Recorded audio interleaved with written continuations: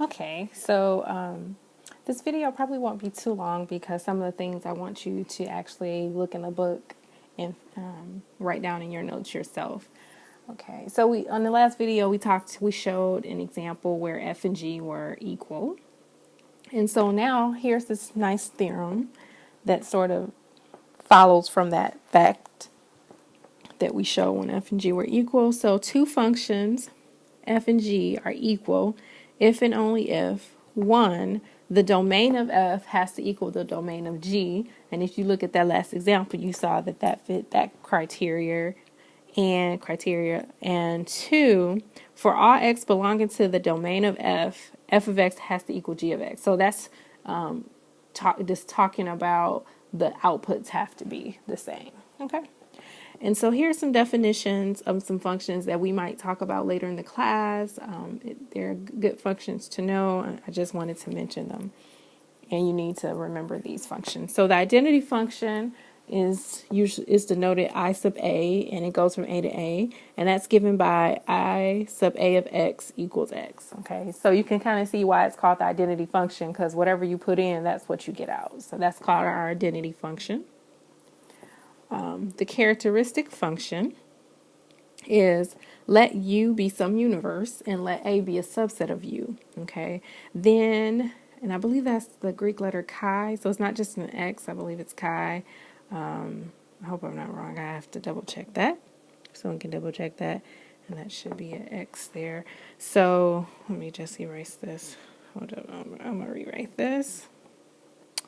All right, so if U is some universe and A is a subset of U, then the characteristic function is denoted by, I believe it's chi sub a of x. So it's a function such that it equals 1 if x belongs to A, and 0 if x belongs to U minus A. Okay, so the A complement, right? And we won't use this a lot, but it's used a lot in, for those computer science majors, you can think of it. The whole binary system is based on ones and zeros, and so this is an example of a function that can be used to model that. All right. So what I want you to do in your notes is to read over again the step function, greatest integer function, the infinite sequence, and the canonical map, and write an example in your notes of each of these different types of functions and the sequence and the canonical map. And just make sure you understand that. If you have questions on that, then you feel free to ask me, but make sure you write down an example of each of those in your notes. Okay. The last thing I want to do, and we're done with section 4.1. And again, like I said, I didn't go as in depth because it's really going to be up to you all to read the section thoroughly and then look at the video and do the homework problems. Okay, and we're going to be doing the homework problems in class, so that's the whole flip model. You do your lecture at home, so this stuff you're reading your note, you're reading the book section in the book, you're looking at my video, that's done at home, and then when you come to class you do the homework problems. Okay, and so I'm actually taking one of your homework problems and doing this with you, and you're welcome. So this is one less homework problem you'll have to do in class on Thursday. Okay, and so the question, we're given the set. A is a set containing 5, 6, 7, and B contains 3, 4, 5. And so we're asked to give a relation R from A to B such that R is a function from A to B, but the range of R equals B. Okay, or with the range of R, I should say, not but. Let's change that to with. With. Okay.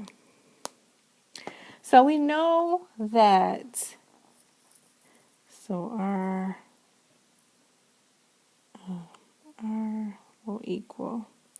Well, we know that we want, it says R is a function, so we want a function, which automatically means that at minimum, we're going to have how many elements in our, as an ordered pair.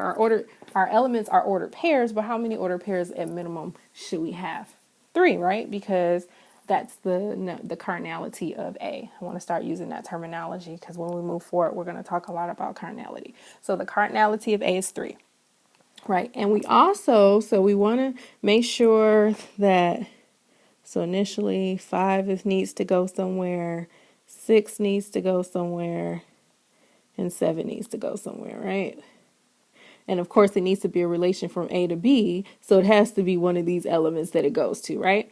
The second condition tells us that the range of R, we want the range of R to equal B. So this means that we want everything in our range to go somewhere, to get hit, okay?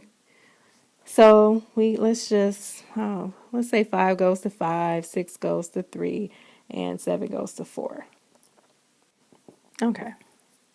So are we done? Let's see. We have a relation, right? And it's a function because everything in the domain goes somewhere, right? The domain of R, the domain of this little r is 5, 6. So let's go further. Although the question didn't ask that, just for your notes, the domain of R is 5, 6, 7, right? Which equals A. Good. And the range of R equals what? 5, 3, 4. Well, that's the same as B, right? 3, 4, 5. Okay. So we just did that example. Okay. And although they didn't ask, let's just look at this again. Look at our function, our relation. That's this function, right? If I were to ask you, and I could possibly ask you, what's the pre-image of 3? The pre-image of 3. Well, pre-image, we know we're talking about our x value, right? Our x coordinate. And of 3, so we look to see where our range, or where we have our y coordinate is 3, which is here, and 6 is the pre-image. So if I were to ask you, so the pre-image, so 6 is the pre-image of 3, okay? And let's see, anything else we talked about before I conclude? We have so in the case, the range of R equaling B, that's the same as saying that our range equals our codomain, right? Because remember, codomain is another word for B when we're going from A to B. I think that's all I want to say. So again, make sure you go back over those functions that I wanted you to look in your book.